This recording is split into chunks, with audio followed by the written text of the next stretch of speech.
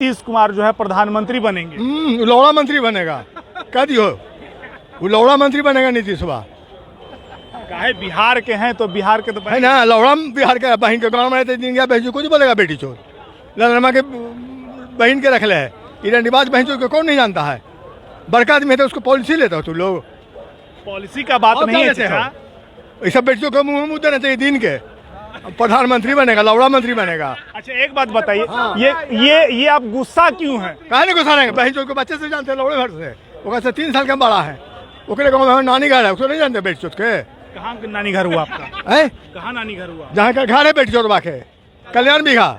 कल्याण बिघा आपका नानी घर है? हाँ, इसको बच्चे से जानते बहन चोर के पट्टू साला के। बचपन में क्या करते थे? आता था ही।